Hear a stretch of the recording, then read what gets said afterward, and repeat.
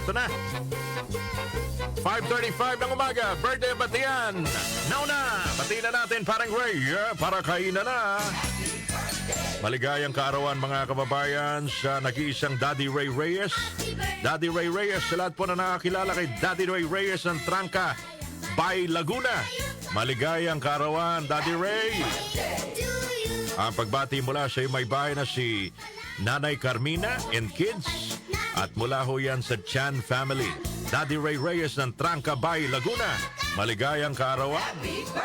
Sana'y mabusog mo kami. Ayan. Maligayang kaarawan din, Danilo Senidosa. Ang pagbati mula kay Jerome Arago. Danilo Senidosa, maligayang kaarawan. Taga Binangonan din ba si Danilo? Mga Senidosa, mga taga Binangonan yan eh. Happy birthday, Kathy Barrios.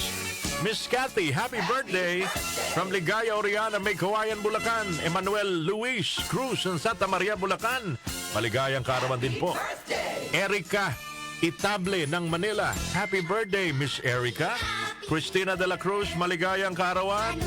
Kay Ann Sarmiento ng Hagonoy, Bulacan. Maligayang kaarawan. Sila po mga nagdiriwa ng kaarawan today.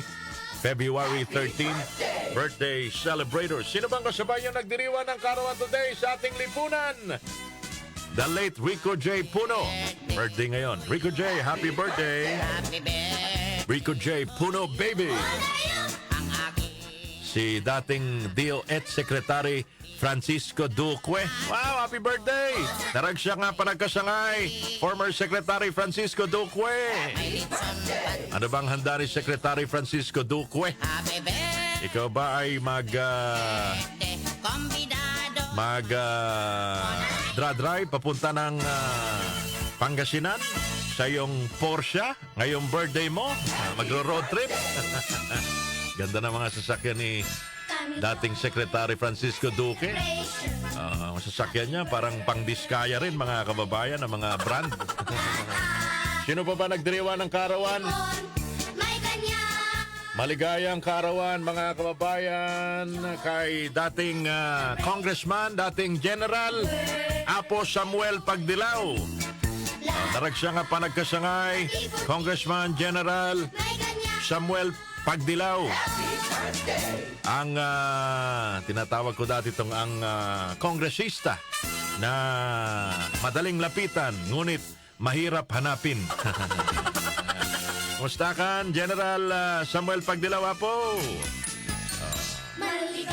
Sa kanya ho dati yung yung ACT-CIS.